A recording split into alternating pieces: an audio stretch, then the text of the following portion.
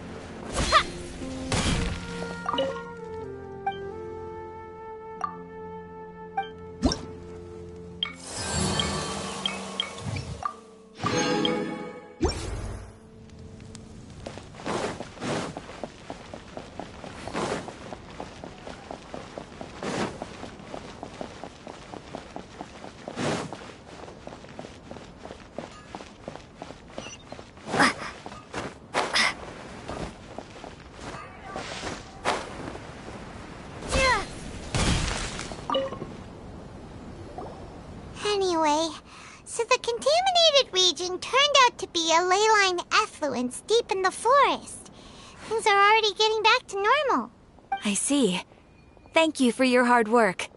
Once the excess ley line energy dissipates from the air, we should be able to make an announcement for residents to resume their normal activities. This is the stipulated reward. Please accept it. Is Karkata going to be sent back to the academia? It's already damaged, but Paimon feels sad thinking about it getting disassembled. Oh, then how about we find Tignari tomorrow and ask him not to do that? Paimon really wants to go right now, but Tignari said that we would discuss matters tomorrow. We'll probably make him mad if we go now, huh? Alright then, we'll find Tignari tomorrow and tell him not to disassemble Karkata.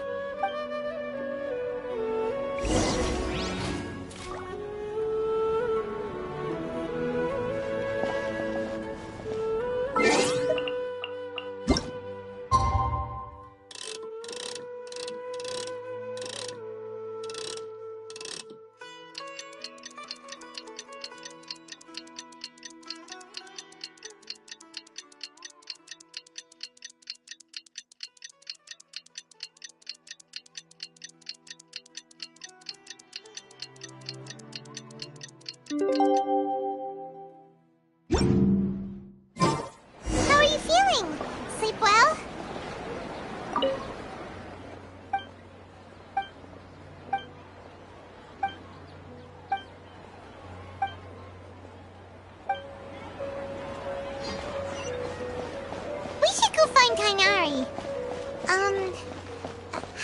think we should ask him.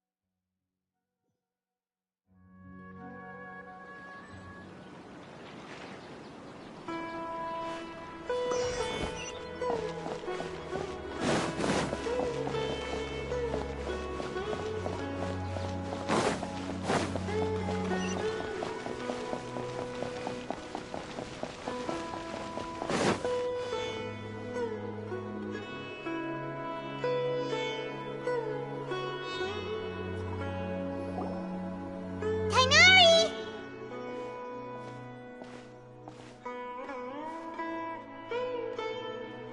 Shh, keep your voice down. The lilac daphne, a daphne of the genus Thymilaceae, has a strong anticonvulsant effect, can be made into an anesthetic powder. Extrapolating from these two datasets, it would be particularly potent against Piscine species. Hey, make sure you're getting all this down.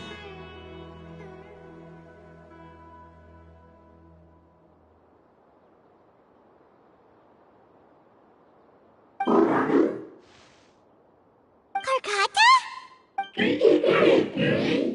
I thought I told you all to keep your voices low. Plants aren't afraid of noise, but your shouting is making my ears ring.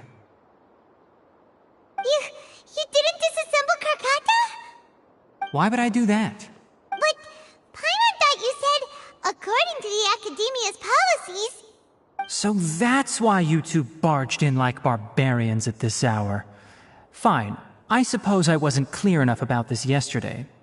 What I meant was, according to the Academia's policies, all products of research must be destroyed. That's why we can't let the Academia discover that place.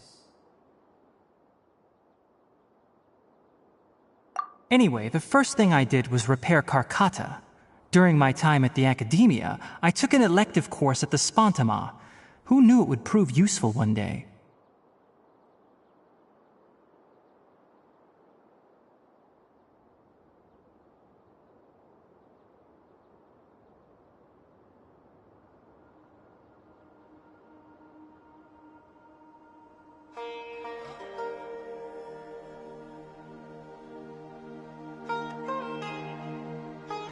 We then buried Abatui together.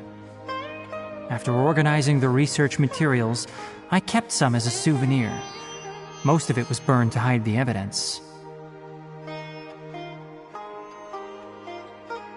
I'm not with the Academia, so what do their policies have to do with me? On the other hand, I am the Forest Watcher of the Avidya Forest. I have a duty to protect all life in the forest. All life brought forth in this world has meaning, and Karkata is no exception. If it exists, then it shouldn't be carelessly abandoned or destroyed.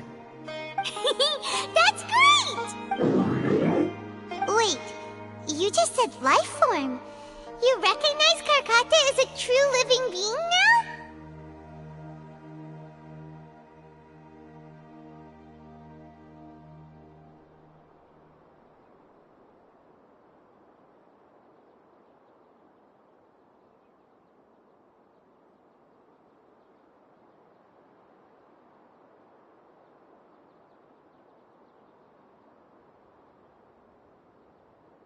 The possibility exists, is all. It's hard to explain Karkata's efforts to repair Abatui. Abatui only left behind a small portion of his research. Who knows how many commands he installed? Maybe a conflict between all those commands resulted in this sort of behavior. From a more rigorous perspective, it is impossible to conclude that Karkata is a real life form. But the possibility exists. I am willing to believe in that.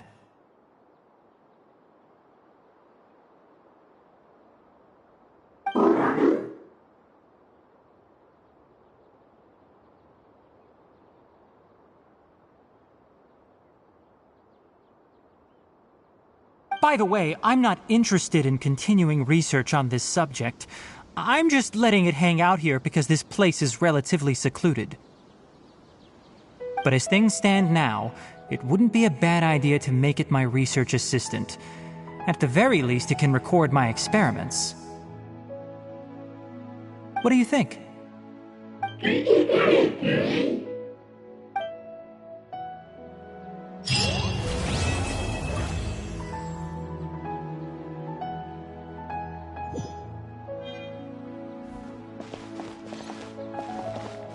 When people at the Academia included me in a group photo, they would also send me a copy.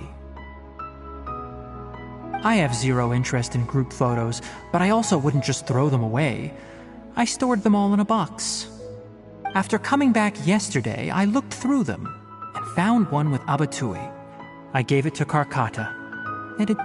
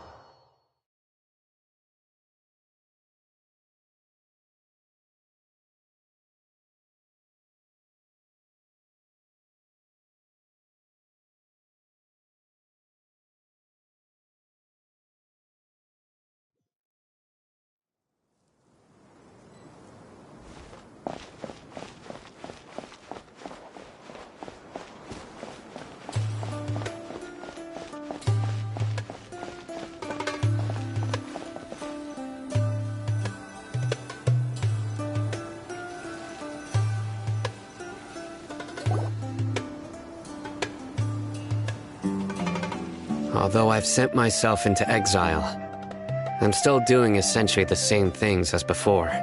Do you still have any questions for me before we start our investigation?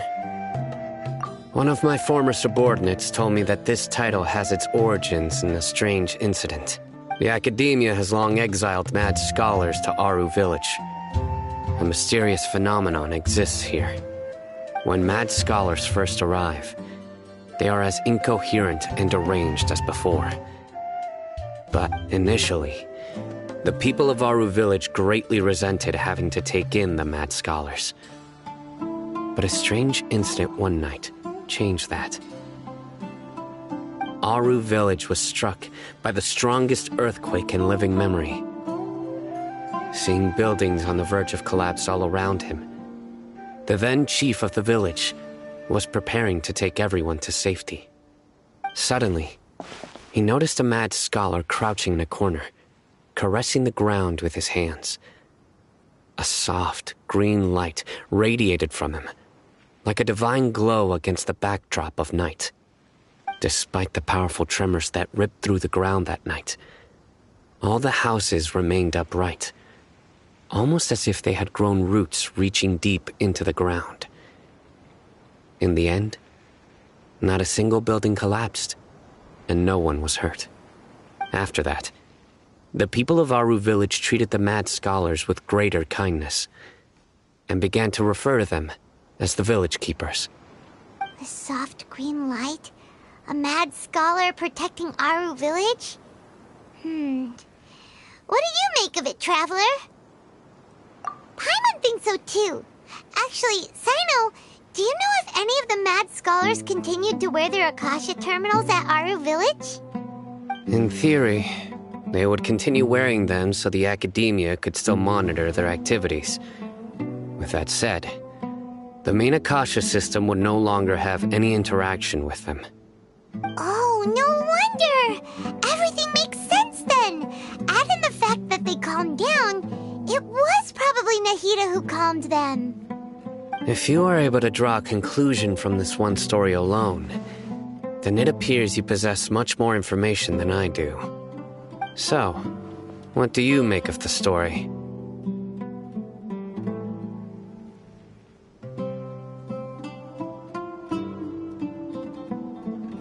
Really? Lesser Lord Kusanali. What? You don't believe us? Lesser Lord Kusanali was definitely using the Akasha to give her power to the Mad Scholars! No, it's not so much that I don't believe you. I'm just struck by your reasoning.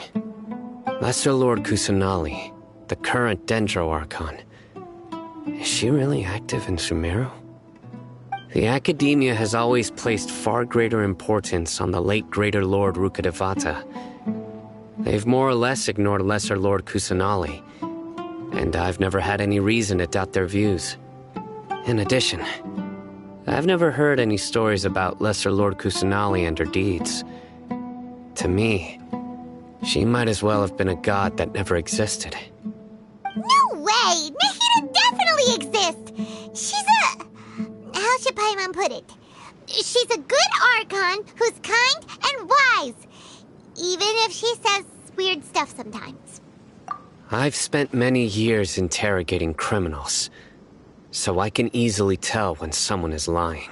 Good! Then you should know that we're telling the truth. That look in your eyes. I've never seen that from a liar. You two really must have met Lesser Lord Kusanali. How can this be? To think, our Archon has been amongst us this entire time. Alright, now it's our turn to put our skills to good use for this investigation. But easier said than done, especially since we don't have any leads. Maybe we can start by knocking on some doors. Excuse me, are you here to help me find my grandpa? Huh? Who are you? By the sounds of it, a resident of this village. My name is Isak. You'll help me find my grandpa, right? Is your grandpa a mad scholar? Hey, don't say that. Grandpa is just Grandpa.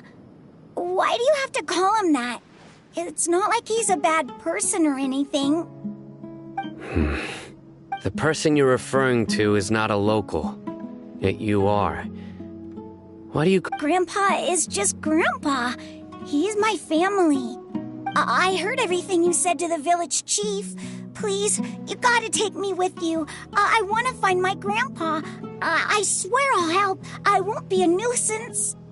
Ah, so you're the one who was eavesdropping on us around the village chief's house. I was planning to go out and take care of whoever it was, but I had a vague feeling that they didn't harbor any ill intent. Whoa. Haven wasn't kidding about Matra having sharp senses. Sino, he's just a kid. All he wants is to find his grandpa. Let's find a way to help him. Sorry. I was only listening in because I wanted to know where Grandpa went. Honest. If you don't believe me, you can ask Miss Candace. All right. But first, let's confirm the facts with Candace.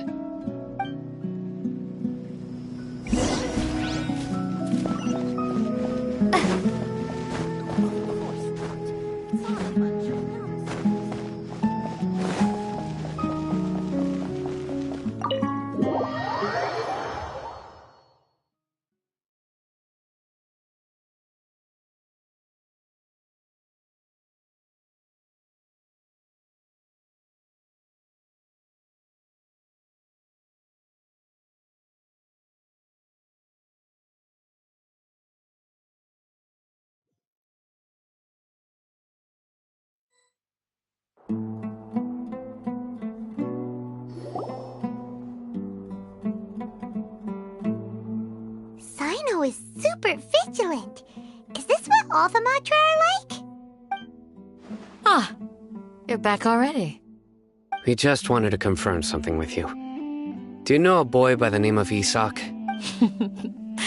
I had a feeling he'd go looking for you. Huh? You knew this would happen? Yes. Although he tried his best to stay hidden, I still noticed him eavesdropping outside the window. He really wants to get his grandfather back. Isak's parents were both Aramite mercenaries who rarely returned to the village after finding employment in the city. He was raised by his grandfather. Unfortunately, it was only a few years before his grandpa passed away. Isak was still very young at the time, so various families in the village took turns caring for him so he could survive. Later, an elderly mad scholar arrived at the village. Isak thought the scholar bore a striking resemblance to his grandfather, and thus often spied on the man. However, the scholar was unkempt in appearance and incoherent in speech. Although Isak referred to the man as his grandpa, he was afraid and didn't dare to approach him.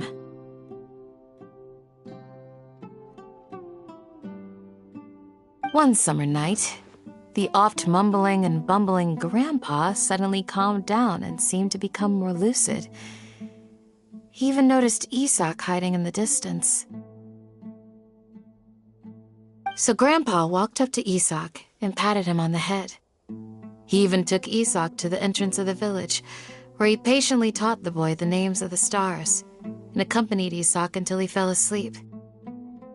The next morning, Isak woke up and wanted to go find his grandpa again, only to realize his grandpa no longer recognized him. However, even so, Grandpa retained his calm expression. It's said that those who saw the scholar claimed he no longer appeared to be crazy, but appeared to be living in his own world, almost as if he were sleepwalking. Isak was thrilled that his grandpa was able to find peace and would follow him all the time, asking him things like, "Grandpa, want me to take you somewhere fun?" Or, "Grandpa, could you tell me stories about the stars again?" All this somehow just makes Paimon feel really sad.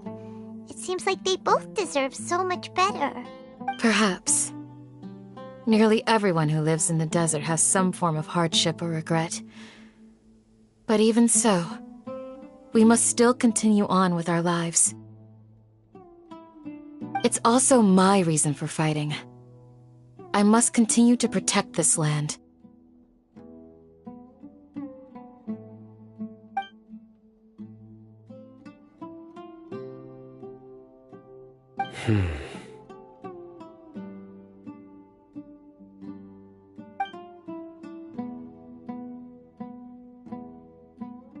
Maybe the people have always had a considerate god watching over them. Huh? What did you say, Sino? No, nothing.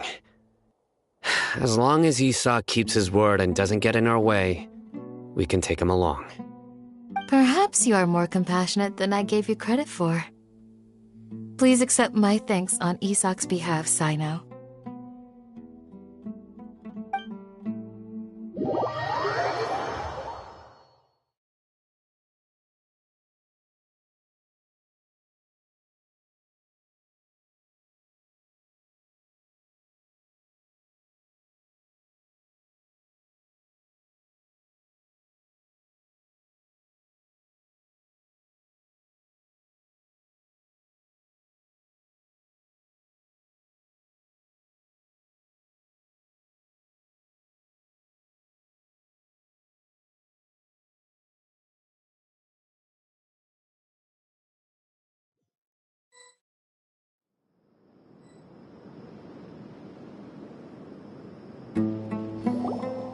Hey, Isak!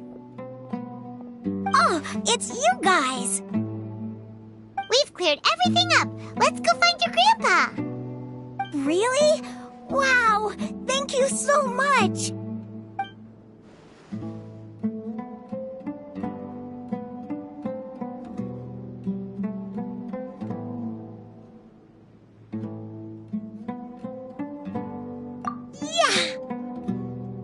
All right.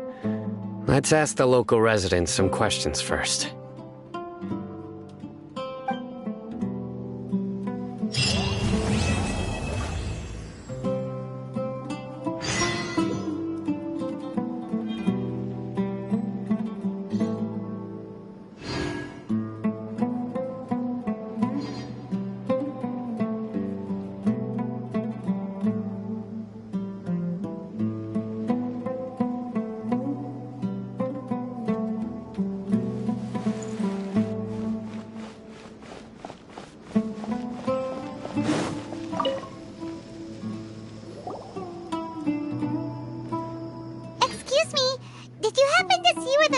scholars win? You mean the village keepers? Oh, let me think. When I was eating dinner the other day, I saw one of them by the side of the road, muttering away and eating mushrooms and tree roots. They shouldn't go around eating that kind of stuff. Okay. Did you notice anything else? Anything else? No, I think that's all I have to tell you. Sorry.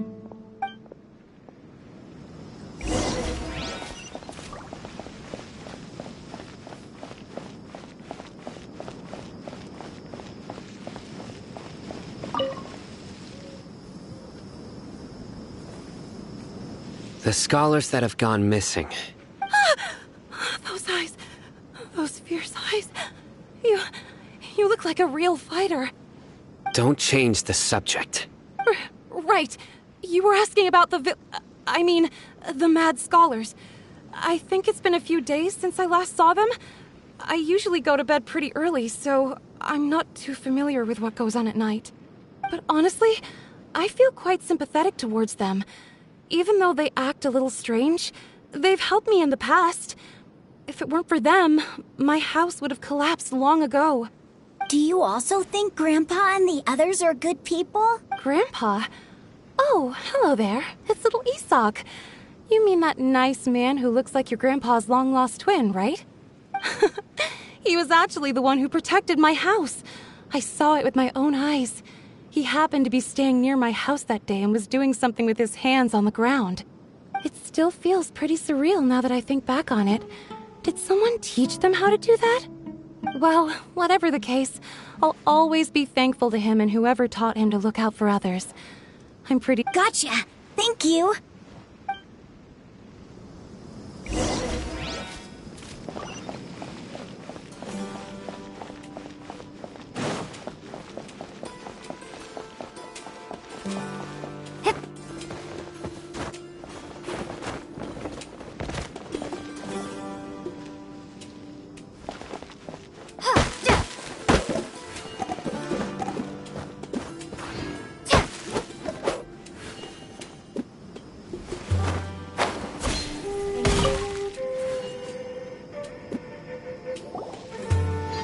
Sir, have you seen my grandpa recently?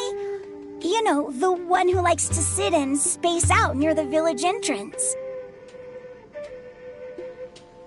Oh, well, if it isn't Isak. Oh, your grandpa, huh? It's been a while. The last time I saw him, he was spacing out by the road as usual. I went and asked him if he'd like any of the food I had prepared, despite my wife's protests. Like many people, she's really quite terrified of them. And speaking of my wife, she's still always complaining about how I don't make enough mora. Might explain why she's always mad at me. Oh, thank you. Thank you for taking care of him. It was nothing. You're looking for him, right? Did he go for a walk and get lost? Yeah. That's no good. Well, once you found him, come by my place again and I'll cook a little something for the both of you.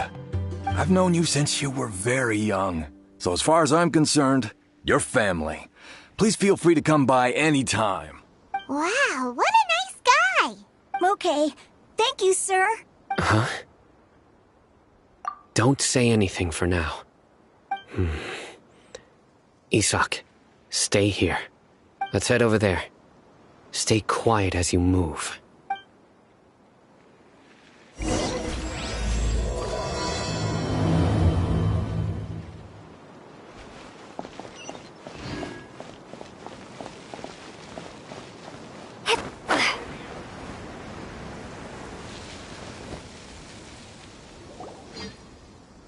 Listen, see if you can make out what they're saying.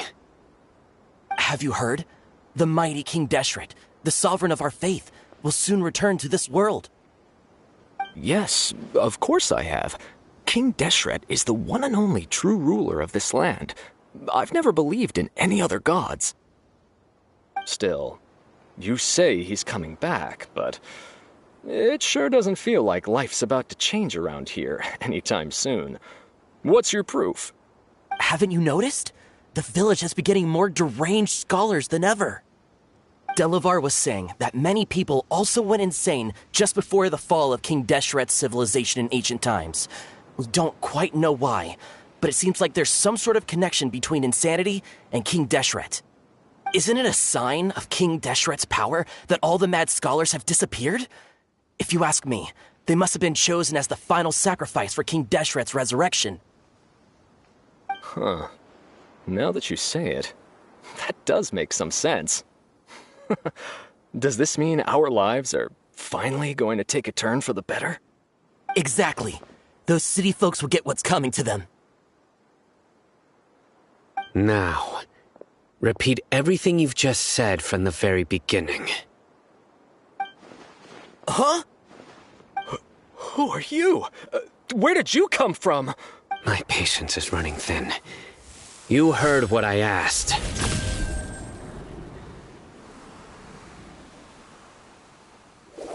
Yeah! Bro, this guy's something else. Just look at his eyes. One wrong move, and he's gonna flay us alive. Let's not get on his bad side, okay? I am no match for this guy. Oh, okay, good sir. What is it you would like to know? Tell me about King Deshret's resurrection. Well, I only know a few things from hearsay. I went for a drink the other day and heard others talking about a rumor that the madmen will disappear and that King Deshret will return to this land. I'm not making this up, I swear! Hey, go on. It's true. It's all true, sir. We desert folk have had more than enough of those people at the academia. They keep sending us all their mad scholars and won't let us have a good life. Would you want to live like this if you were in our place? The radicals were even more thrilled than me when they heard the news. We're all praying for King Deshret's speedy return.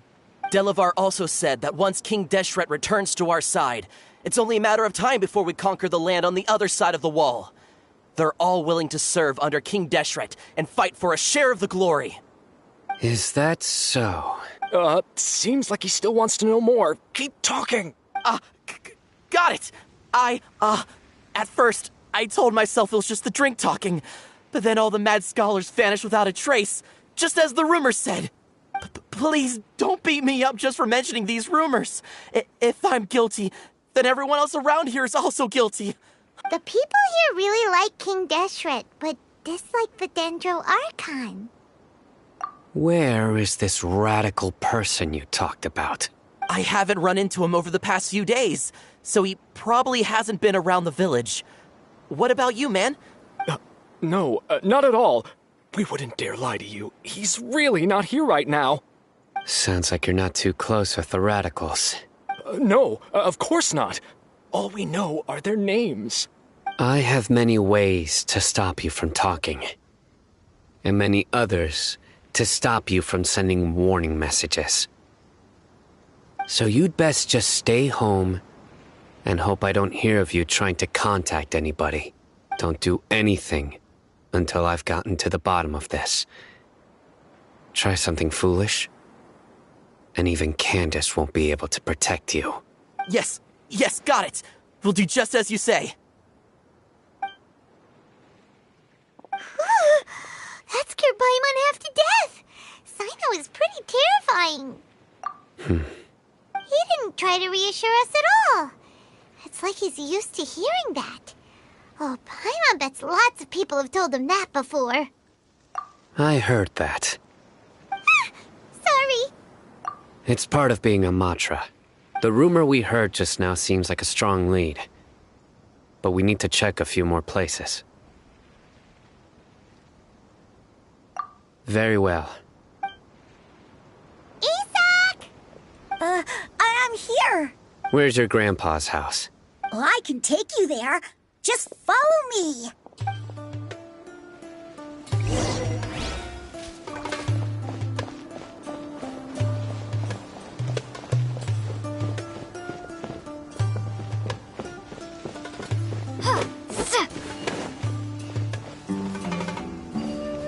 Grandpa?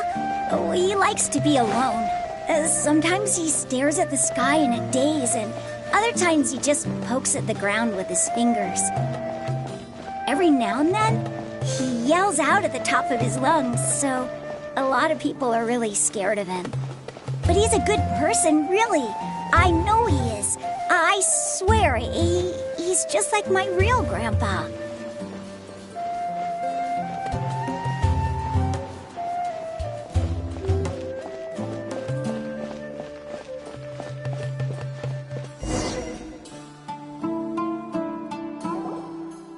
Well, this is where Grandpa usually stays.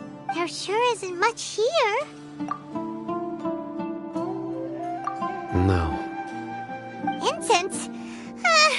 Please don't say it's the same one as before. But are you okay? Are you getting dizzy or need to lie down? There's a scent that you can sense, but I can't. A certain traveler here once passed out from that smell. Thankfully, Tignari saved the day.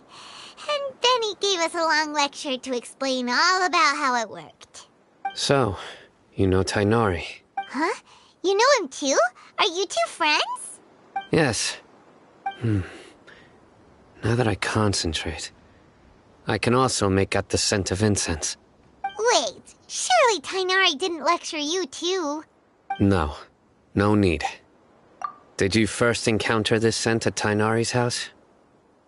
In the forest. From a scholar.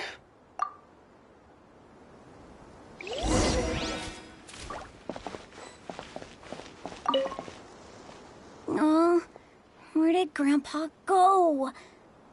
Please come home, Grandpa.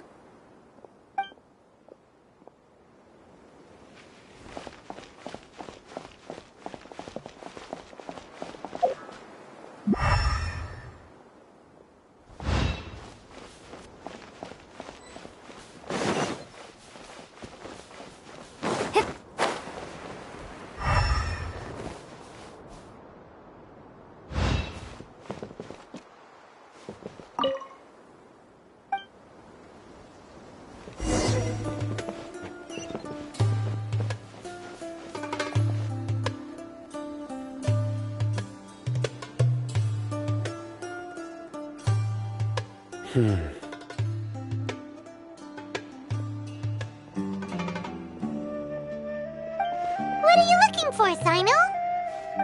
Here it is. Take a look right here. Paimon doesn't see anything. Although the traces have been completely buried in the sand, there are footprints here. From the size and shape, they belong to an adult male. This pattern is a common one from this area. Local shoes. The scent is quite faint, but still extant. The footprints head in the direction of the door. But who would come looking for Grandpa? He doesn't have any friends. We'd have to ask whoever lured him away with the incense. Huh? So you can lure someone away with just a scent? Hey! What's wrong with liking good food? Everyone's got something they love in life. Exactly. Most scholars are fond of incense, since the smell supposedly helps them clear their minds and discover new knowledge. Even deep within the clutches of madness, they still yearn for their knowledge-seeking days, and will follow the scent whenever it presents itself. No, Grandpa. So, someone's taking advantage of their weakness? Huh. Still, why would anyone want to abduct all the scholars? Are the rumors really true? Could the disappearance of all the mad scholars have something to do with the... It's highly likely. Please, you have to save my Grandpa. Grandpa's never done anything wrong. Please help him. Sounds like we'd better help get him back. Don't you worry, Isak. We won't let whoever took him get away with it. Let's head to Aru Village and inform Candace and the others about what we learned here. After that, we'll set off to find the scholars.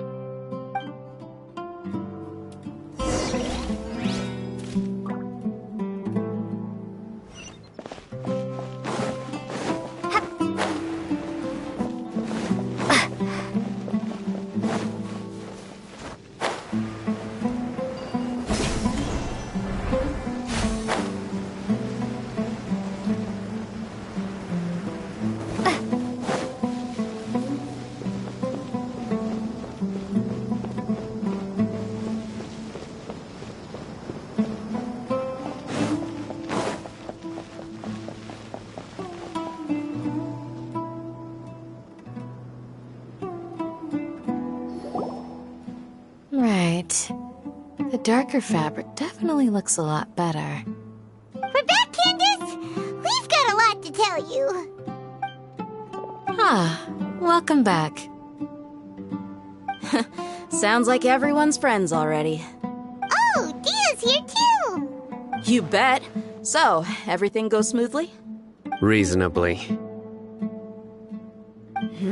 Alhaitham didn't go with you? We haven't seen him at all. Huh. I saw him around the village entrance earlier and figured he was investigating with you. Did you find out anything useful? I see. So someone used a kind of incense to lead the exiled scholars away from the village.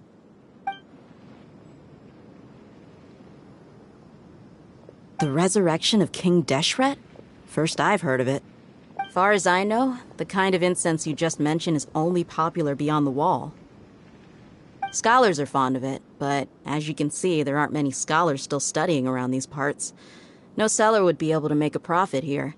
Not to mention making incense is a labor-intensive process. You won't see anybody in the desert with the patience to make or sell something that requires that kind of effort. It seems someone from beyond the wall must have been supporting this. Makes sense. So what should we do then? Do we go back to the academia and search for leads there? If it was any other day, that would be your next logical step. But today, you've got me on your team, so you get an extra tip. Didn't you say that the villager got his news from the tavern? Well, I also like to drink at the tavern, so I know a thing or two about these radicals he mentioned. If Paimon remembers correctly, the leader of the radicals is some guy called Delavar. Ah, yeah. Delavar, the scar-riddled bandit, Engur, the wide-eyed butcher, and Jabari, the duck-tailed bearded crook. The whole lot of them are known around these parts. These guys have one thing in common, and that's being broke. The rougher life gets, the more they want to believe in King Deshret. Way they see it, King Deshret's resurrection is their only chance at overthrowing the academia. Throwing all of Sumeru into chaos is the only way to change the way of life here in the desert. Anyway, that's my guess why they've chosen to become radicals. Tia, you're amazing! You really know this place inside and out!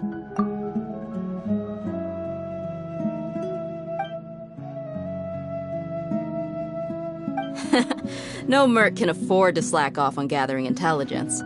Every mora I've spent in the tavern has been a valuable investment. Let's head out. Now hold on, you're staying right here, Sino. Why? Aru Village is not a big place. Outsiders stand out here like a sore thumb. I'd bet word about you has already gotten out. The desert is unforgiving, so the way of life here is also a lot tougher than on the outside of the wall. You survive on making connections out here. Compared to you, mercs like me are just third-rate amateurs. I've got no actual fighting skills to speak of. But that also makes it a whole lot easier for me to gain the locals' trust. I need to go around and ask some questions, but it'll be difficult if you're with me. Fine. Good. Then we've got a plan. The Traveler and Paimon will go to Caravan Rebat with me, and we'll try our best to figure out where the mad scholars have been taken. Sino, you'll have to stay in the village and continue investigating on your own. All right, sounds like a plan.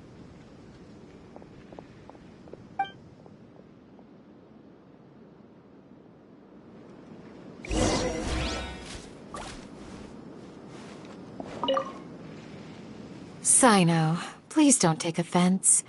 I'm sure Dia just wants to help everyone solve their problem as quickly as possible. That's why she can be so straightforward at times. I don't mind.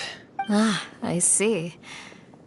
Well, from the way you were staring out into the distance, I thought you might have been mulling over Dia's words. No, I'm used to being treated that way. It's natural to fear strength. I take no objection to it.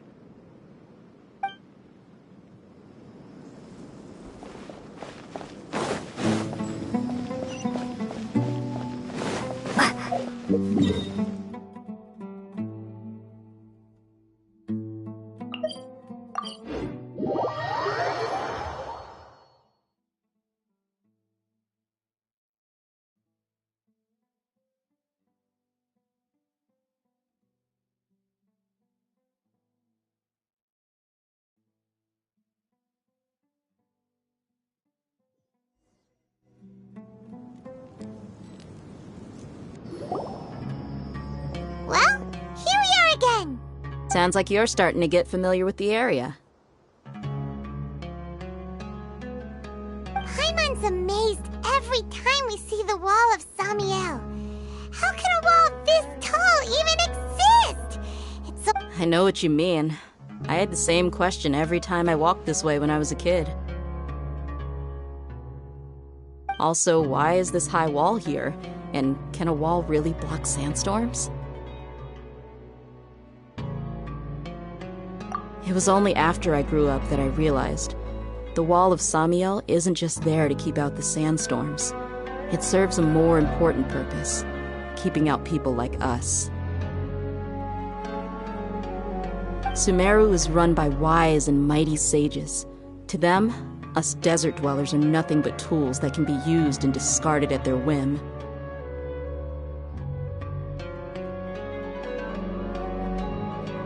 We're cheap labor, like livestock, but easier to control. Nothing more. Even if a child from the desert got the chance to obtain an Akasha terminal, almost all their requests for knowledge would be denied. The academia believes we're underserving. Geniuses like Sataria are 1 in a million.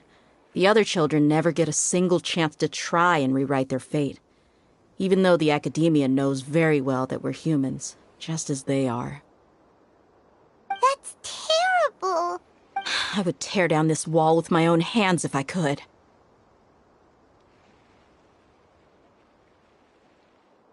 Hey, Dia.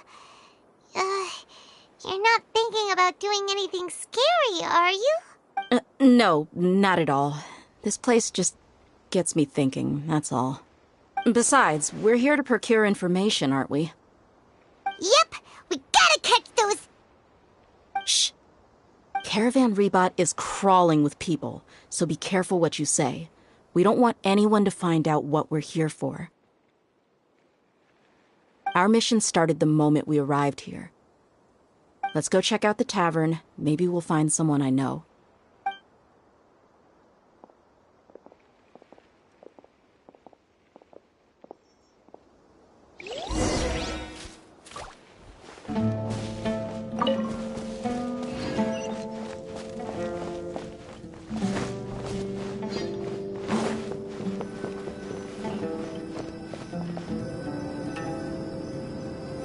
Just our luck. None of them are here today.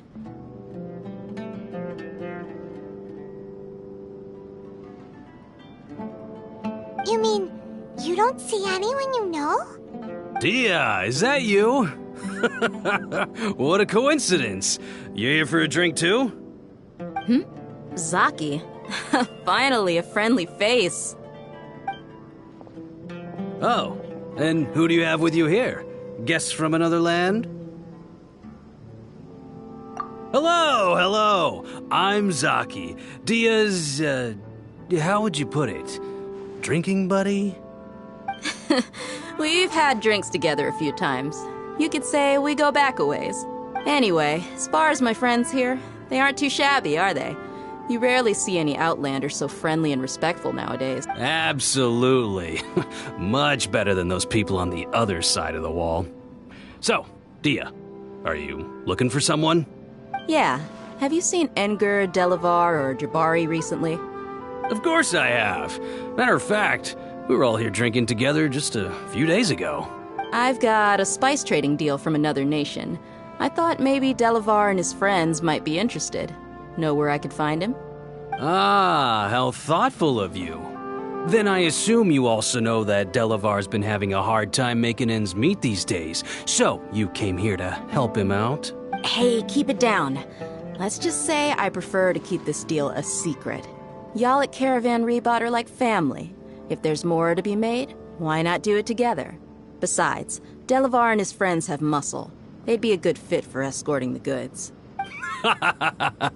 Yes, how considerate of you. Delavar's my friend too, so of course I can take you to him. Come with me.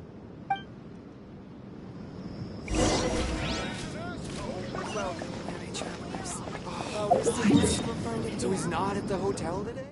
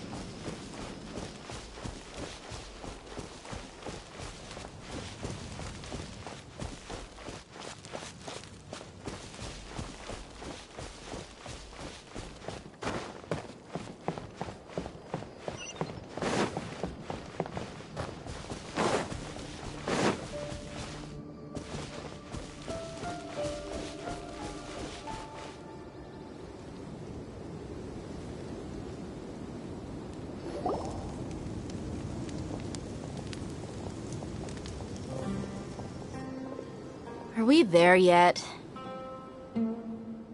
Yep, this is the place. This place is practically deserted. What are they doing in a place like this?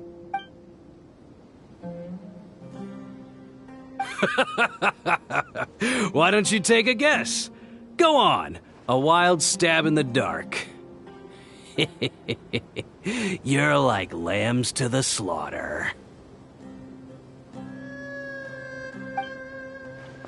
Oh no! It's an ambush! What's this all about, Zaki? Come on, Dia. You really think we didn't hear about what you said back in Aru village? The boys have kept a close eye on you from the moment you set foot there. Not only do I know that you're looking for Delavar, I also know that you've teamed up with people from the Academia to look for the missing scholars. So, you've been watching us from the very beginning? Uh-oh. Paimon knew leaving Sino behind was a mistake! And you left the strongest one in the village, didn't you? Who do you think you are? You really thought we'd fall for your little business deal nonsense? So you and Delavar have been partners all along. Dia, I guess it's only natural for a traveling mercenary like you to be out of the loop. Those of us who hang around the tavern have stronger bonds than you think. But you got one thing right. We're all looking forward to an uprising in Sumeru. There's nothing more we'd like to see than the desert folk overthrowing the Academia. If that's the case, then I'm sure Delavar wouldn't miss a second of it. I'll be honest with you. If it weren't for what you said in the village, your little monologue about the Wall of Samiel would have convinced me that you're one of us. Delavar. And Enger, you're here too, huh? Long time no see, Miss Mercenary. You should have known the traitors are what us followers of King Deshret despise the most. Dia, I thought that you, a fellow desert dweller, would understand why King Deshret is greater than the Dendro Archon. Little... Yeah, gee, what a missed opportunity. Adopting radical views and kidnapping innocent scholars, all because of some baseless rumors. Anything else I'm missing out on? See? There you have it. Mercenaries are just a bunch of faithless scum with only one thing on their minds. Mora. Pathetic. You're all like a pack of street rats. You're not wrong. Mercenaries are driven by Mora, and my faith lies with whoever's paying me. As long as there's a profit to be made, anyone can become my friend. Enough talking! Get him! Just as I expected. Let's teach him a lesson, traveler.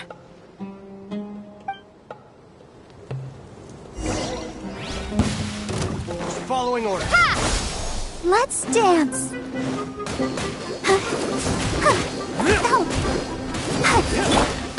Spring forth! Scatter!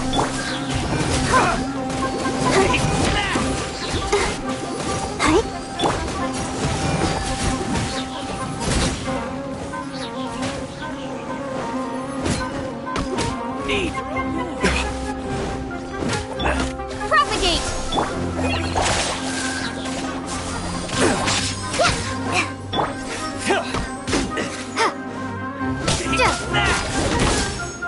Scatter!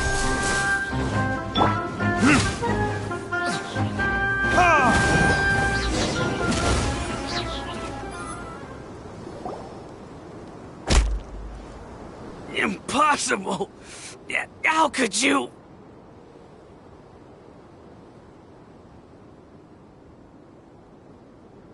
So, what do you think about your meticulous network now, Zaki? How did you say it? It's only natural for a traveling mercenary like me to be out of the loop. I'm guessing your informant told you that I'm just an incompetent merc with no real fighting skills, correct? I mean, that is what I said after all. And of course you would believe everything he reported. The only thing you know about me is that I'm a mercenary, but you've never seen me in action. Even though you heard we went to handle monsters together, you believed that Candace was the only one doing all the real fighting. That so-called flame main is just a fraud. She admitted it herself. She just uses her connections to gain the trust of others. That's what you thought, right? Ugh. You lied in the village because you figured that we'd have people watching you. And you were stupid enough to fall for it. I figured as much the first time we drank together. You all thought you were so smart. Pathetic. Okay, that should be all of them. Whoa! So you've been planning this since we were in Aru Village? No task can be done without preparation.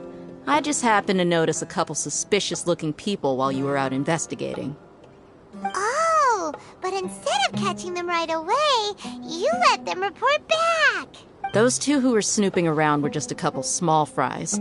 If we want to get the real catch, we have to be patient and give it some time. Oh, you mean the funny name she mentioned back in Uncle Ampu's house? The wide-eyed butcher, scar-riddled bandit? That's just a bunch of drunk talk. Edgar and Delavar like to talk themselves up when they're drinking. Edgar, the wide-eyed butcher, and Delavar, the scar-riddled bandit, are the nicknames they came up with for themselves. Alcohol has a way of making people share what they really think. So Edgar and Delavar are always rambling in the tavern about how King Deshret is a superior deity. What about Zaki? He's just a numbskull who fell right into our trap. Zaki was probably the best hidden of them all. My initial plan was to find Delavar first, and then try to track him down. That's what you wanted to ask when we were at Uncle Anpu's house, right? Jabari is one of the villagers you talked to. You know, the one who wanted to treat Isak and his grandpa to some food. Wait, so he's a radical too? No, he isn't. I just needed to tack on a random villager name to make the eavesdropper think that I was making some wild guesses based on my impressions.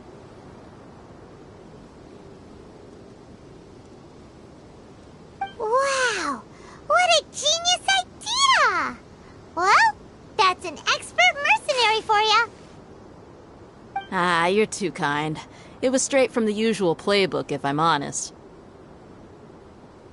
So, that thing you were saying before, is it really true?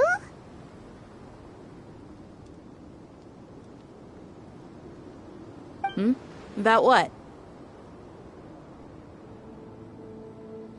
About how mercenaries only care about Mora, and that anyone's a friend as long as there's a profit. Does that bother you? What makes you so sure? Dia, do you dislike the Dendro Archon like the other desert folk? You two are pretty sharp. No, I don't have anything against the Dendro Archon. I've heard a lot of nice things about the Lesser Lord from Dunyarzad. I can understand her devotion and gratitude. Dunyarzad's just an ordinary person. There's no way a god would be so involved in the lives of everyday people, unless they were truly compassionate. I've begun to realize that the sages are behind everything that's happened recently. The radicals' blind belief in King Deshret, making the Dendro Archon out to be an enemy. It's all the Academia's trickery. But I see through it all. And unlike them, I can never be hostile towards anyone who's never done anything wrong. Dia. Anyway, looks like we're done with business here. Traveler, lend me a hand. Let's tie him up and bring him to the village.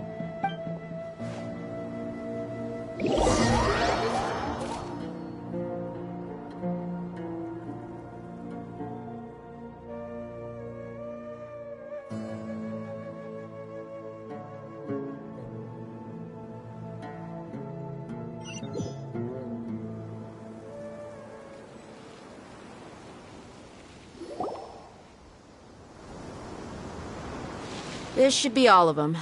I'll let you take it from here.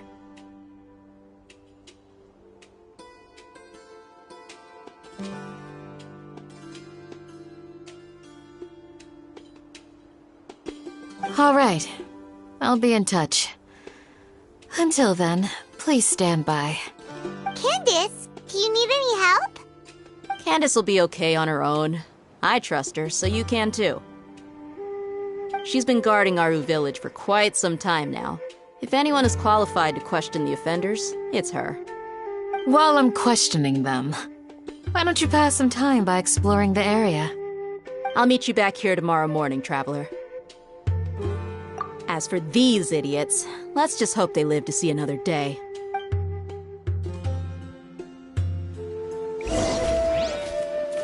Let the show begin. Candace is an expert at dealing with people like this. All we have to do is wait for her word.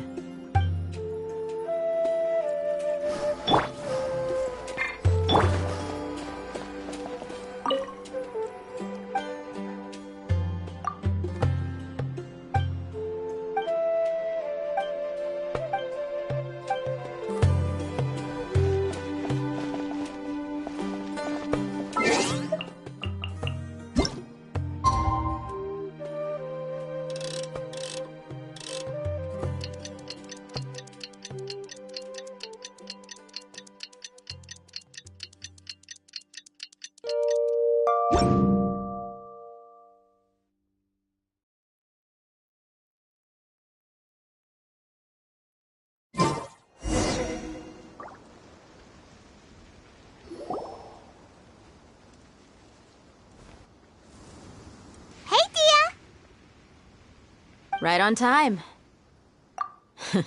We'll know any moment now. Paimon's been wondering. You seem to know Candace pretty well. Have you been friends for a long time? We've known each other for some time now. She's a pretty interesting person. Even though she's an extremely strong warrior, she never misuses her powers against others. Oh, Paimon knows what you mean. Like a lot of martial artists say, never take the fight outside the ring. Yep, I guess you can put it that way. It takes strong convictions to be as dedicated as she is, and shoulder that kind of responsibility. Us mercs, on the other hand, we pretty much live from one day to the next.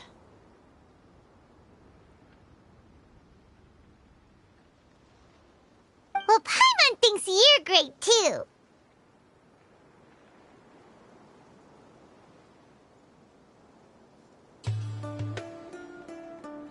Really? Thanks for that.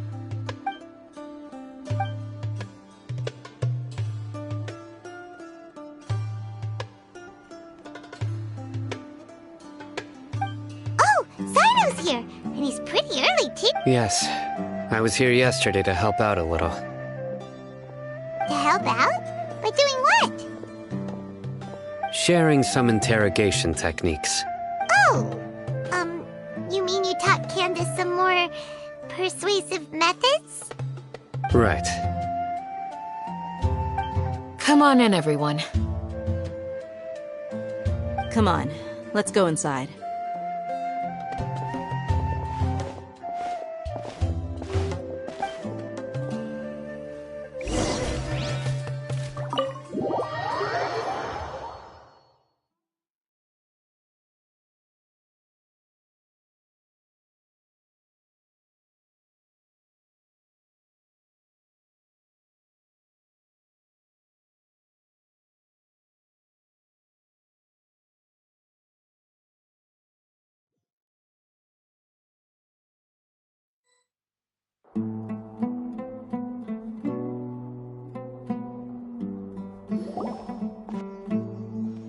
Candace, where... Whoa, you look furious.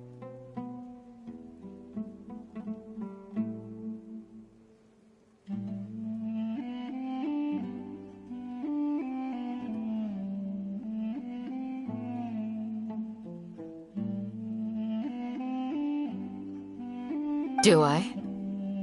Huh. What gave it away? Oh, there's no mask that can hide true bloodlust. Cover up your eyes, and it'll still show itself at the corners of your mouth. Perhaps I need to work on my composure. Still, it's perfectly understandable why I'm angry. I'm sure everyone present would agree. Yes, ma'am. Please, don't beat us anymore. We're gonna die. Well, looks like Sino taught her well. You fear death yourselves, yet you do not hesitate to place the lives of others at risk. The ones you call mad scholars are known to us as the Village Keepers. They are vital members of our community, and some even count them as family. You come here to my village, and you treat my people as nothing more than stepping stones towards your goal. Tell me, what would you do to you in my position? Mercy! Please have mercy! You've made your bed.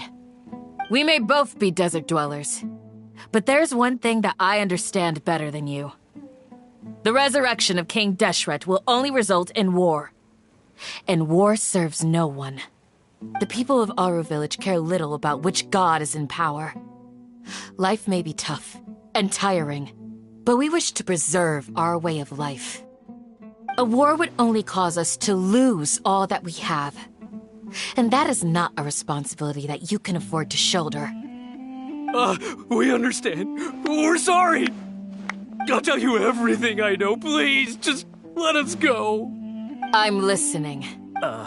You might not believe this, but it wasn't us who came up with this idea. Someone was spreading rumors in the tavern. That's how we ended up hearing about King Deshret's resurrection. Some mystery man told us that mad scholars will make the perfect sacrifice to usher in King Deshret's resurrection. They give their lives, and we can get anything we wish for. They're called Village Keepers. Slip up again, and you'll regret it. Yes, sorry. It was all that mystery man's doing. He told us to spread the word about King Deshret's resurrection and talked us into helping him. In return, he said he'll help facilitate the resurrection process. I'm not sure. That's one. Huh? One what? Strike. You get a total of 3. Then, you die by my hand. Wait, I'm telling the truth. We don't know anything. 2. He got us to lure them out of their houses in the night with some kind of incense. We take them to a junction outside the village. Then the mystery guy takes them from there. You gotta believe me, please. I'm telling the truth, I swear. Just ask them if you don't believe me. That was indeed the truth. Traveler, go on.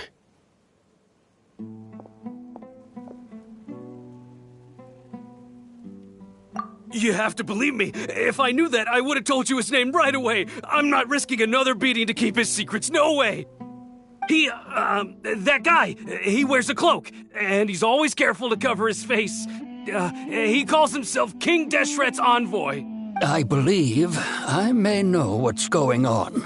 Uncle Anpu? What do you mean?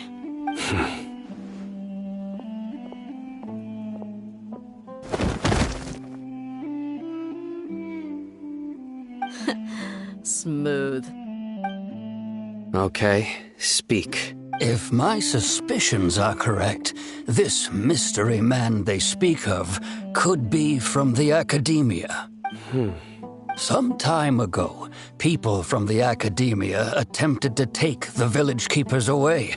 I refused, insisting that they are part of our community. It strikes me now that this secretive character shares the same goal they had. Which means it's highly likely that the Academia was purposely spreading a false rumor to trick the radicals into delivering the Village Keepers right into their hands. They were the ones who brought them here to begin with. Now they're trying to take them back? We aren't gonna let that happen. Not the Academia again. Just as I thought. But what could they want with the Village Keepers? People are nothing but tools in the eyes of the Academia. A change in their plans likely means they found another way to exploit the scholars. Regardless, our top priority now is locating the Village Keepers. You're right. Isak is still waiting for news on his grandpa. Time to go. Let's leave the village and try to track them down. Yes. Pack up and get ready to leave. You got it. Candace, I'll let you deal with the radicals. Leave everything outside the village to us. All right. Let's meet back here once everyone's ready.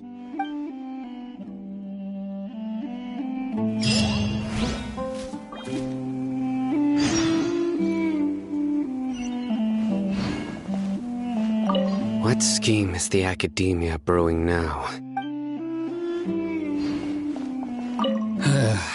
I just hope everyone's all right.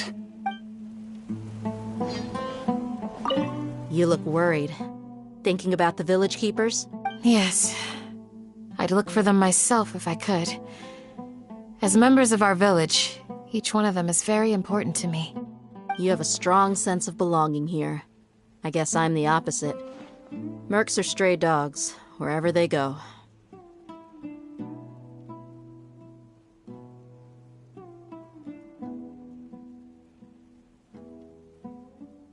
Dia, don't say that. You can be a part of this community too. Thanks. I'll let you know when I feel like joining.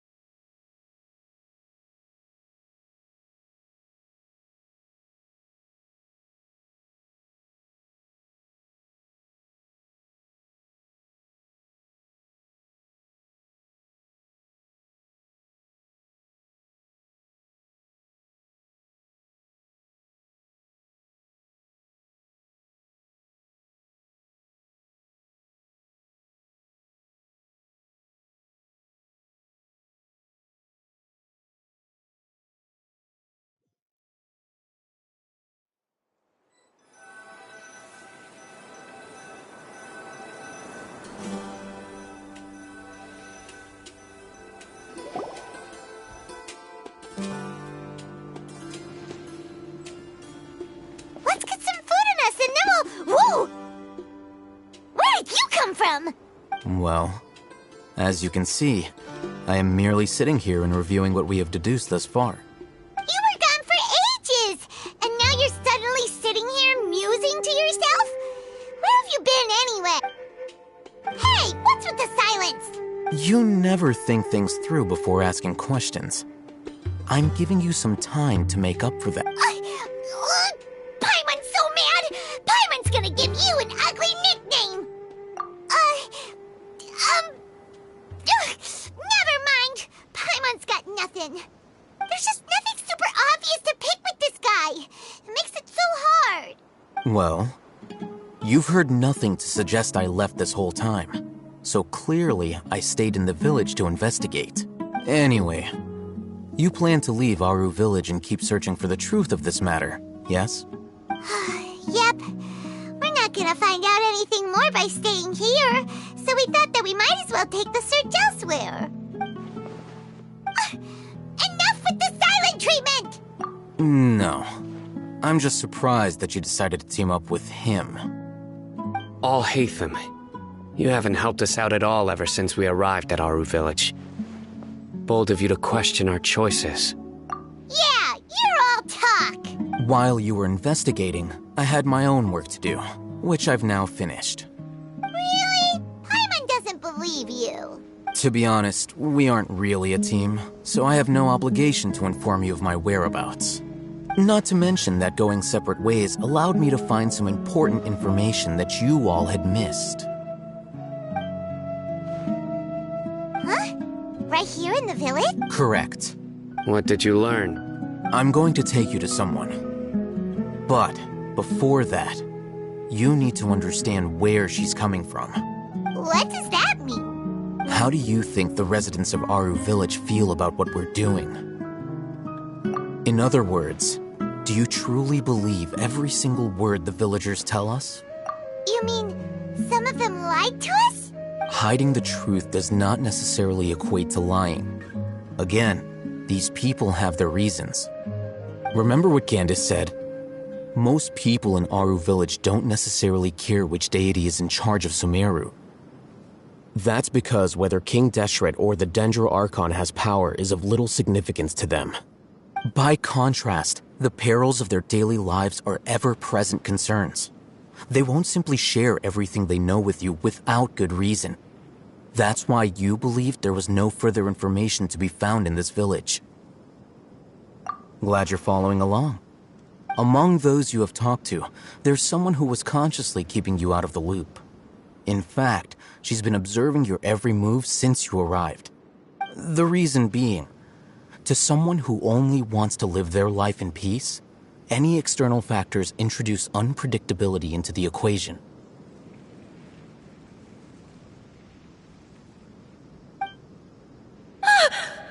Those eyes.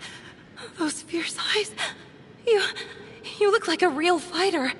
Don't change the subject. It's quite obvious that she's intimidated by Sino's authority and strength. Right. You were asking about the mad scholars. She corrected herself mid-sentence because she's aware that there are King Deshret fanatics in the village. If she sounds too friendly towards the village keepers, she could easily make herself the radicals' next target. I think it's been a few days since I last saw them. I usually go to bed pretty early, so I'm not too familiar with what goes on at night. Remember? She made a point of denying her involvement in anything that occurs at night. But honestly, I feel quite sympathetic towards them. Even though they act a little strange, they've helped me in the past. If it weren't for them, my house would have collapsed long ago. After speaking to the village chief, it became clear that the village keepers had protected Aru village at night. In other words, the young miss was very much awake during that time.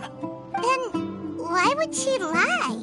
By getting involved with an outsider, she risks drawing unwanted attention to herself. As for why she might be so wary about all this, I'll pass on this one. You said that she is afraid of me. If so, it's best if I stay out of this. We're on it!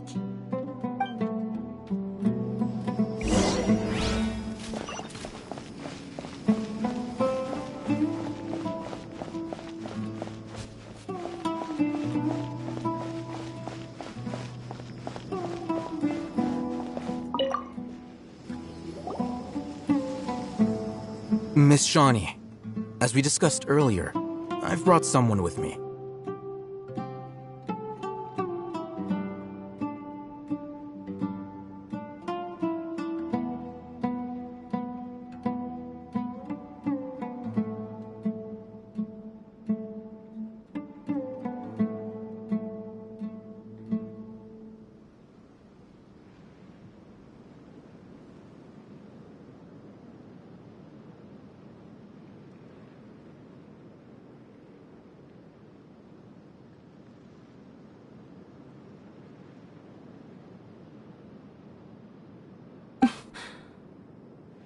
Mr. Alhaitham, I'm aware of where you stand, but how can I make sure that your friends think the same as you? Huh? What do you mean? We need to clarify our stance or something? Go ahead and talk to her. You'll get the answers you want. Go on. Earn her trust. Is it really that simple?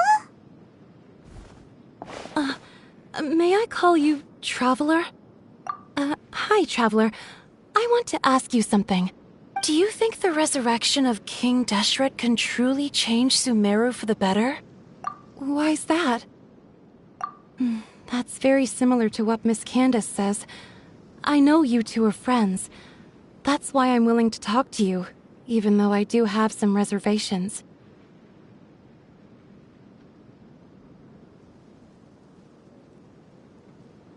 Before, I wouldn't even have the courage to ask something like this.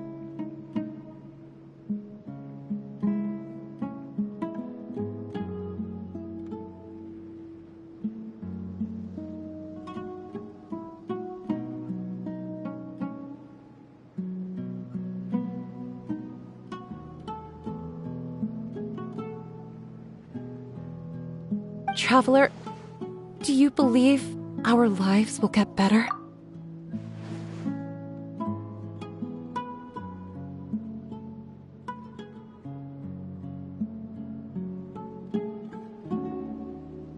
Yeah! We came here from another nation, so it isn't wrong of you to be weary. And we aren't really residents of any one nation. But even so, we've met lots of people from different places, and we've always fought for what we believed in. We have friends in Sumeru, and we want to help them. That's why we decided to stay here for a while. I want to trust you. My apologies for posing my questions like that. To be honest, I didn't expect you to come back for more information. Oh, Hatham told us you have your reasons. It's okay. We understand. The fact is that only one side of my family is desert folk. I don't really fit in anywhere in Sumeru. Some believe in the Dendro Archon, while others believe in King Deshret. I don't belong to either side, and neither side would want me. Speaking of which, the radicals mentioned that they despise traitors. Do they just think that anyone who's different from them is a traitor? Yeah. Some people can be so narrow-minded when it comes to bloodline and beliefs. It makes no difference what I say or how I behave. I'll always be suspected of having ulterior motives. Slowly, I just stopped talking to people. I pretended not to hear or see anything. All I want is to live my life in peace. And then it happened. The village keepers who had helped me disappeared with no explanation, and I didn't dare breathe a word about it to anyone. You can tell them. I'm sure she'll keep your secret. All right. I'll tell you what I told Al-Haytham. I actually have a sharper sense of hearing than most. Sometimes, I hear strange crying sounds in the night. There are ghosts? Perhaps. I'm not sure. It's faint, but it's definitely the sound of crying. It comes from far away in the distance, and always carries very raw emotion. It used to be louder and more frequent, but ever since you arrived in the village, it doesn't seem to happen as often, and when it does, it's much quieter. I have to focus really hard to make it out. I confirmed this with the guards on night duty. They also have someone with a good ear, and he's heard similar sounds at night. But, because we're in the middle of a desert, he would rather believe that they are the cries of beasts than ghosts. There's really nothing around these parts, except for an old hospital not far from the village. I think they used to use it for treating Elazar, but it's been abandoned for years. Yeah, let's go!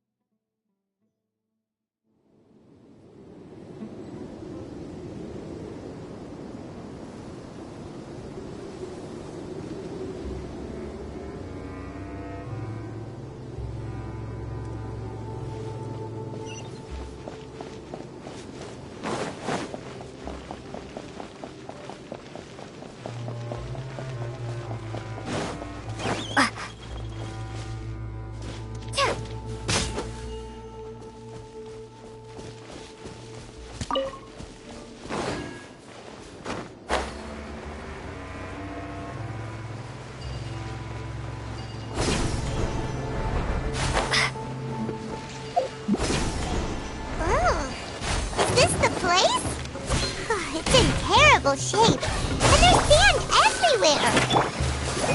Empty and forgotten. An ideal place to hide people.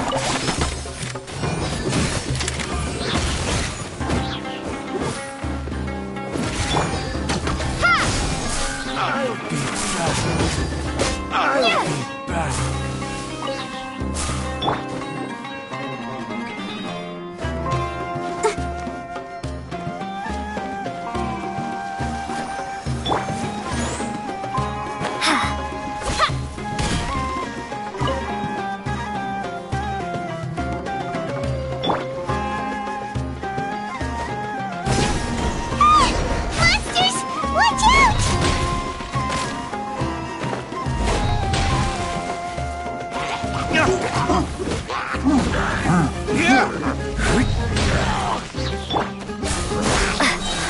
Let the show begin. Call it in!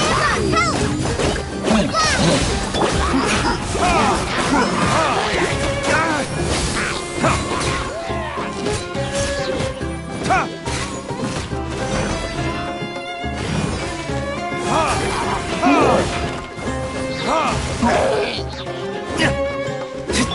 Propagate! Go!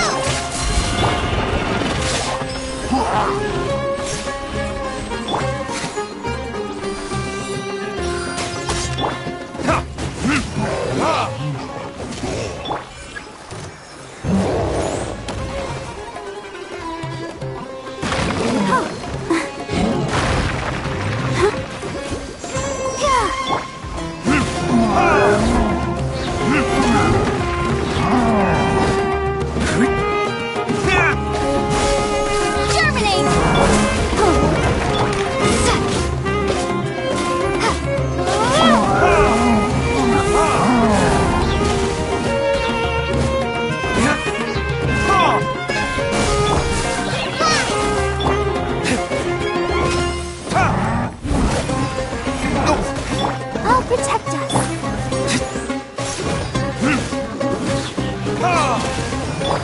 Scatter!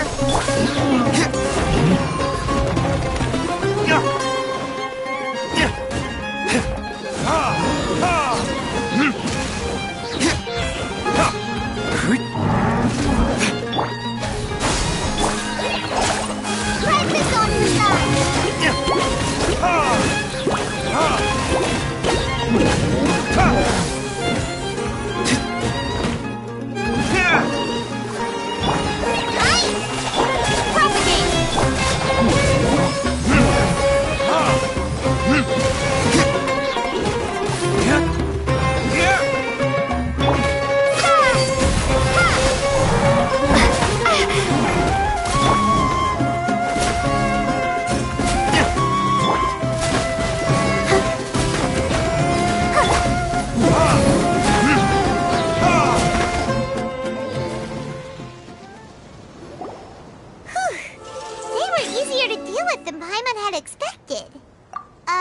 Super strong bandits?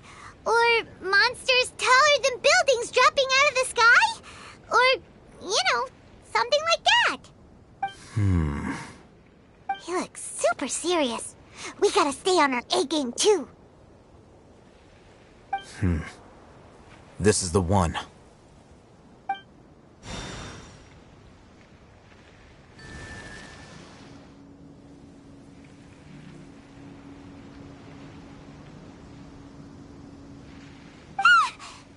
Let's go in and take a look.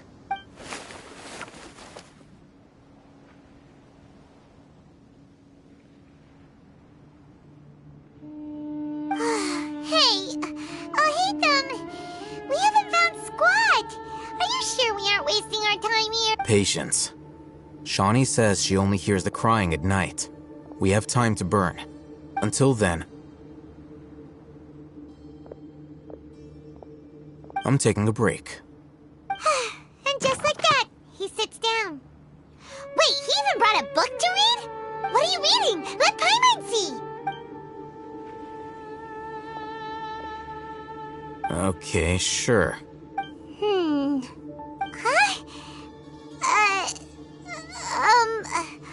The natural position, which is the positional propensity of an entity in natural motion in contrast with an object in forced motion? Huh? When free from external influences, every entity displays the tendency to follow its natural trajectory?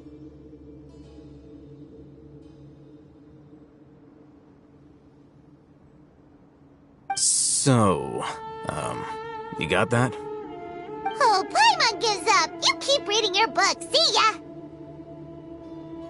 How is he so relaxed? Look at him, reading an impossible book in a creepy place like this. Hey! Paimon's your Tibet travel guide! Paimon knows plenty of useful stuff already! And anyway, is that Paimon's fault that the books people read in Sumeru are so complicated?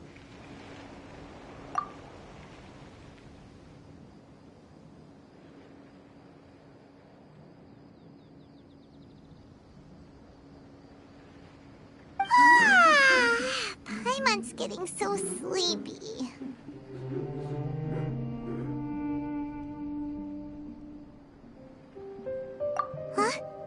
What was that sound?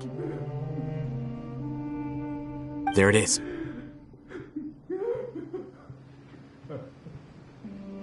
It's coming from that direction. Is the sound coming from here? Huh. Paimon's not seeing anything.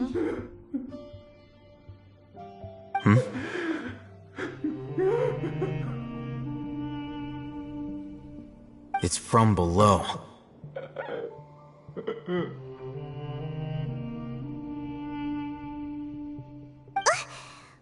there's no way we can get down there. Something is off about the interior here.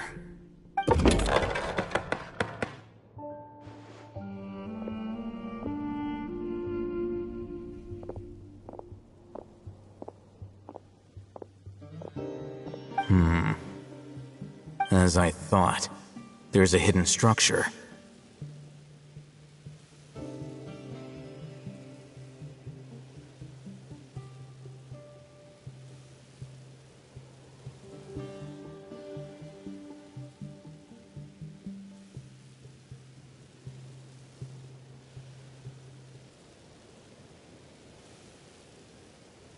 Wow.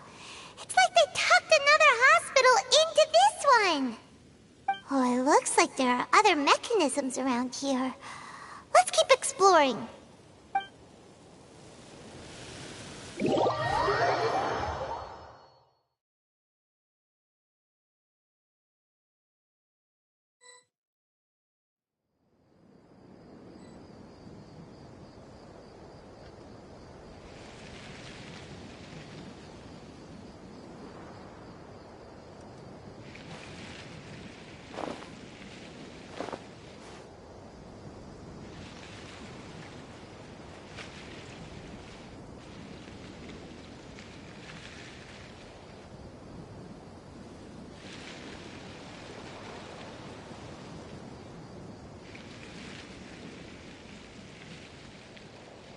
You should really... Let's dance.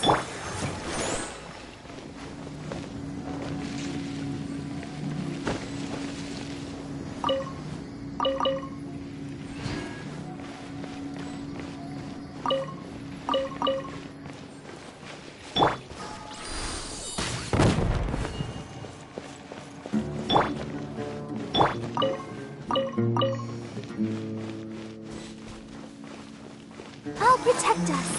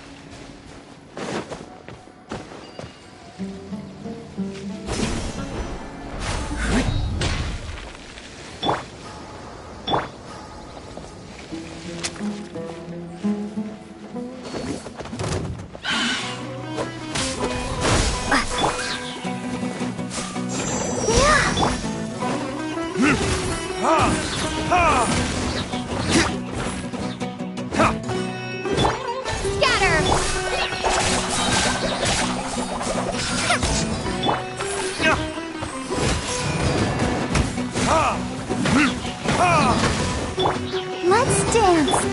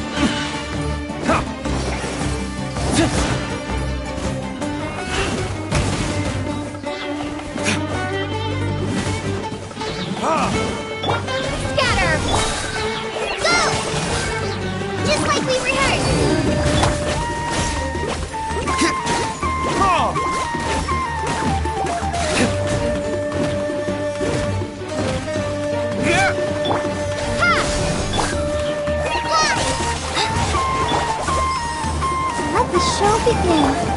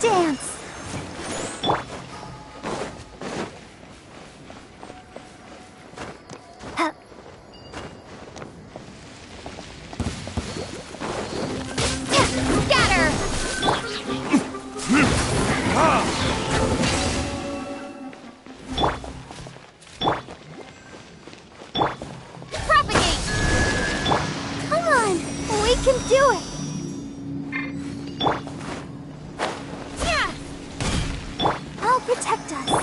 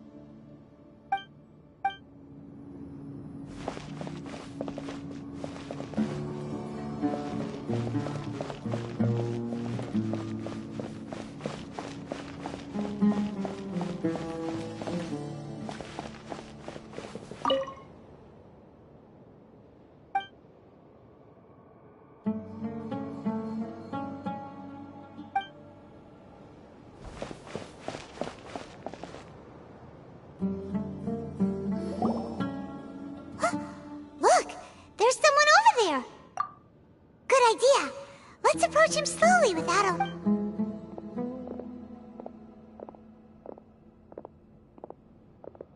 Wait.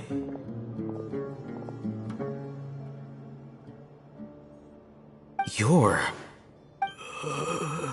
He can't speak, and his eyes are unfocused. But he looks too young to be anyone's grandfather. Also, why is he the only one here? Didn't expect to see him here. You know him? He's Razak, a senior of mine at the Academia. He's a scholar too? Is he the kind that holes up in a forest and mumbles stuff about training? No. And that's the problem. Razak was never involved in any of those things. He never trained in the forest, let alone reach Satyavada life. Leaving that question aside for the moment, him being here alone means that we might be too late. Looks like they've already taken everyone away. For whatever reason, they left Razak here. Perhaps they simply didn't have time to come back for him. There are drag marks on the ground. They're clearer by the doorway. Someone was forcefully drawing a cart that was loaded with something heavy. Loaded with people? That is one possibility. It looks like they were in a hurry, as if they were afraid of being caught. In their haste, they failed to notice Razak hiding in a corner. The symptoms are identical. Looks like we found living proof. Huh? Why do you say that? Allow me to jog your memory. Recall your time at Port Ormos.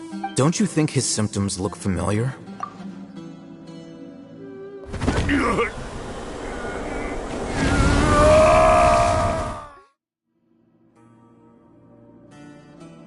Oh, now that you mention it, they're acting the same way. Correct. The Academia is behind all of this. It isn't difficult to deduce their rationale. First, the Academia spread a false rumor of King Deshret's resurrection, emphasizing the role of the village keepers, the mad scholars who were exiled to Aru village. These rumors were all the persuasion that the radicals needed, and those based in Aru village leapt into action. Unbeknownst to them, of course, through rounding up the scholars, they were actually helping the Academia. As well as being able to exploit the radicals for their own ends, this scheme has one further advantage to the Academia. All the risks and responsibilities are offloaded onto King Deshret's followers. Life for the desert dwellers has been brutal ever since King Deshret's death all those years ago. Beneath the surface, feelings of desperation are widespread. Many would give everything they have for the prospect of something better. Anyone looking to exploit that for their own ends simply needs to make a few empty promises. Even if complications arise, people will see that those involved are all followers of King Deshret and look for no further explanation than differences of belief. A deep-seated mistrust of the desert and everyone in it by the rest of Sumeru will make sure of that. The notion of an Academia plot wouldn't even cross their minds. It may seem like a simple strategy, but it is able to work wonders under Sumeru's current circumstances. Oh, that makes a lot of sense. It's in line with the village chief's theory, too. But there's still one very important question. Wasn't it the Academia that brought the scholars to Aru village in the first place? Why does it want them back now? Throughout this process, one thing has changed. The scholars' identity. First, they were scholars. Then, they became lunatics. After that, they were exiles. And finally, they become missing persons. An exile is still patently a living, breathing human being. But when someone becomes a missing person, that is brought into question. If you can't find someone, you have no way of knowing what exactly happened to them. That makes missing people an ideal resource. Resource? For what exactly? One possibility is that the information in their brains could be extracted into knowledge capsules. Extracted? You mean canned knowledge comes from people's brains? With the technology of the Sumeru Academia, it's entirely possible. Perhaps the process caused them great suffering, which is why they cry out in the dead of night when no one is watching them. So, the human brain... Nope, nah, Paimon doesn't want to think about this. I'm the Academia scribe, after all. I'm familiar with their projects. Anyway, judging by Razak's state, the contents of a divine knowledge capsule were extracted from his mind. But something went wrong in the process.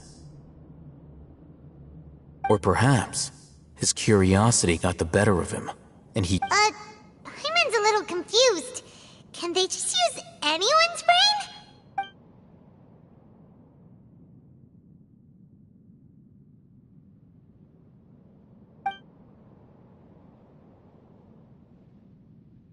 The look on your face tells me you've realized the answer.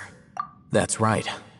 To some scholars, gaining knowledge about the gods is their entire life's pursuit. Extracting canned knowledge is just one of the extreme measures they turn to. However, I can't help but wonder, what do they seek to gain from divine knowledge? The Academia is going out of their way to look for forbidden knowledge, but what is their ultimate goal? I've spent quite some time trying to analyze the contents of the divine knowledge capsule, but to no avail. It seems like my way of thinking is too different from theirs. You mean you're not even slightly interested in getting your hands on this forbidden stuff? All scholars seek to expand the horizons of knowledge, but I'm not particularly interested in gods, so I don't share their degree of zealotry. Extracting information from people as if they were lifeless objects? If this is the direction of academic progress, then the academia may as well shut its doors. Sounds like you're really against all this. Of course. The academia's whether it be academics or knowledge, everything has its boundaries. If those lines are crossed, the rules and order that govern everything in the world will be destroyed. This matter needs to be corrected, just like fixing a type. Wait! Didn't you step in to help because you felt sympathy for those poor people? Not to be callous, but no. My criteria are a little more restrictive than that. There is no shortage of suffering in Sumeru, and the same can be said for the rest of Teyvat as well. What do you plan to do about that? Probably not. You can say that. Simply put, I don't blindly place my faith into strength or heroism. The Divine Knowledge Capsule is something I want to investigate in full. That doesn't mean I'm willing to take action for the sake of a few strangers.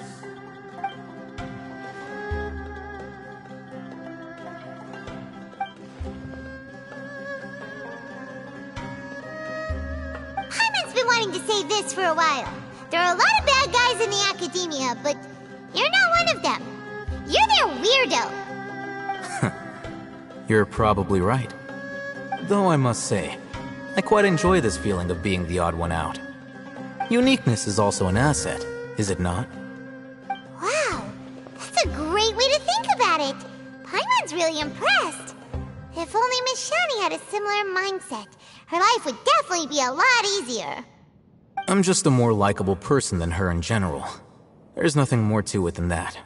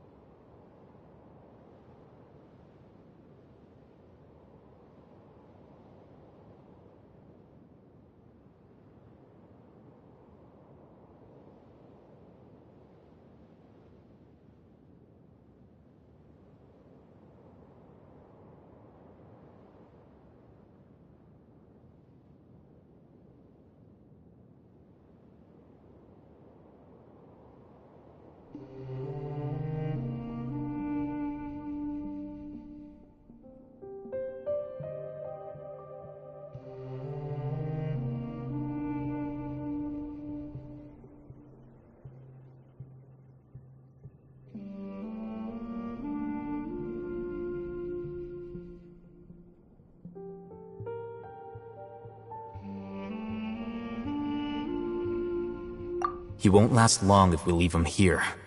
Let's take him with us. We'll work out our next step after we return to Aru Village.